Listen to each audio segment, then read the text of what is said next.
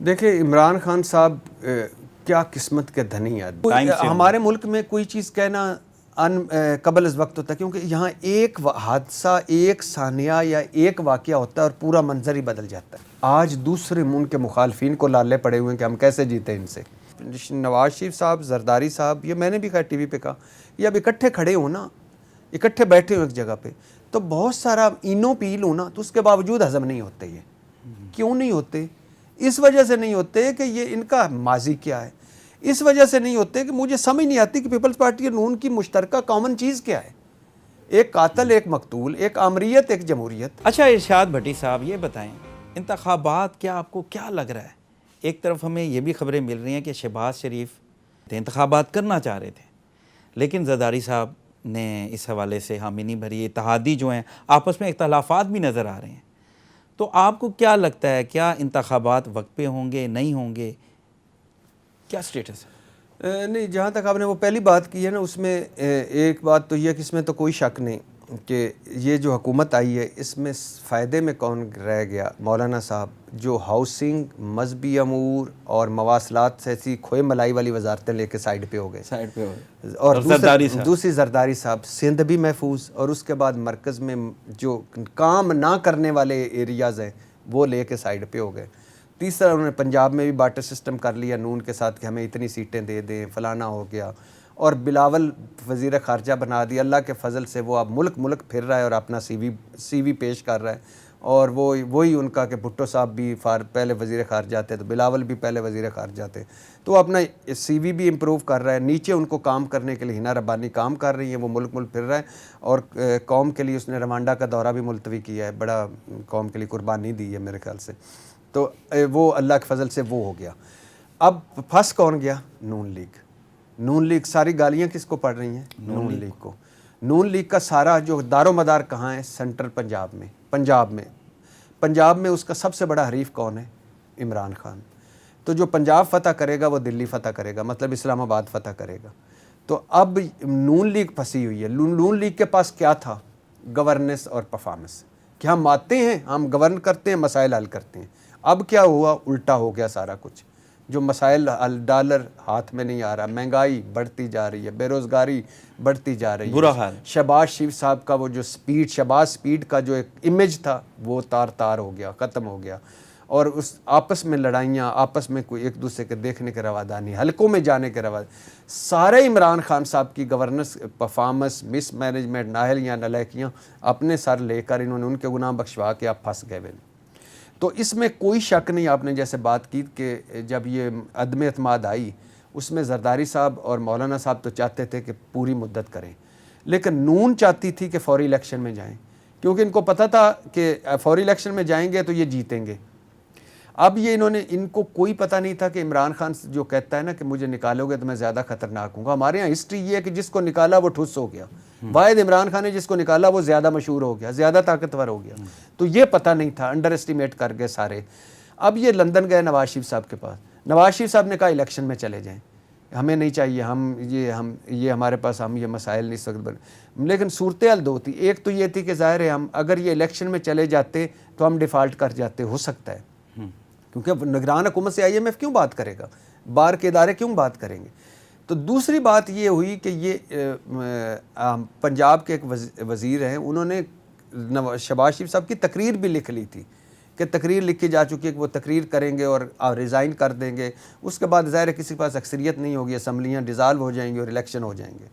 لیکن اس کے بعد عمران خان صاحب کا جو پریشر بلٹ ہونا شروع ہوا اور انہوں نے لانگ مارچ کا اعلان کر دیا یہ، اور پھر آئی ایم ایف کے پاس جانا، اور پھر ان کا 3 پوائنٹ ایجنڈا تھا اقتدار میں آنے کا، عمران خان کو ہٹانے کا.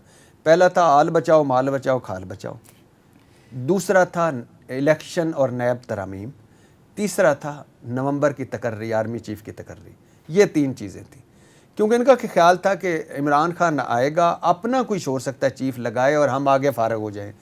اگر عمران خان نے ای وی ایم پر یہ کر لیا سارا، مشین پر الیکشن، اوورسیز کے ووٹ پڑ گئے، وہ جیت جائے گا. الیکٹرانک ووٹنگ مشین کا کیا سٹیٹس ہے؟ وہ ختم ہو گئی ہے نا، وہ تو انہوں نے ترامیم. اور تیسرا انہوں نے ترامیم جو نیب کی جو بے شرمی ڈٹھائی سے کی.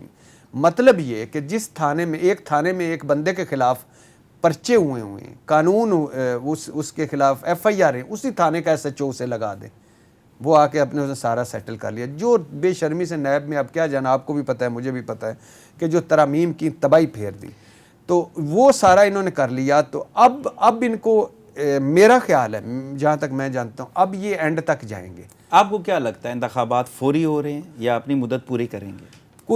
ہمارے ملک میں کوئی چیز کہنا قبل از وقت ہوتا ہے، کیونکہ یہاں ایک حادثہ، ایک ثانیہ یا ایک واقعہ ہوتا ہے اور پورا منظر ہی بدل جاتا ہے. کبھی کسی نے سوچا تھا کہ عمران خان وزیر اعظم بن جائے گا؟ کبھی کسی نے سوچا تھا کہ عمران خان 3.5 سال میں چلا جائے گا؟ کبھی کسی نے سوچا تھا کہ شہباز شریف صاحب پھر وزیر اعظم بن جائیں گے؟ بالکل ٹھیک کہہ رہے ہیں. اچھا یہ بتائیں، ابھی میں نے لاسٹ پروگرام کیا ساجد تارڑ صاحب کے ساتھ، امریکی سابق صدر جو ہیں ڈونلڈ ٹرمپ، ان کے مشیر بھی رہے ہیں. وہ یہ کہتے ہیں، میں نے ان سے کہا کہ خان صاحب کا کلیم ہے کہ سازش ہوئی، مداخلت ہوئی میری حکومت میں، امریکہ نے پورا کردار ادا کیا ہٹانے میں. وہ کہتے ہیں ایسا کچھ نہیں، یہ بالکل غلط بات ہے. انہوں نے تو بالکل اس کو کہا کہ خان صاحب جو ہیں انہوں نے تو دھوکہ دیا.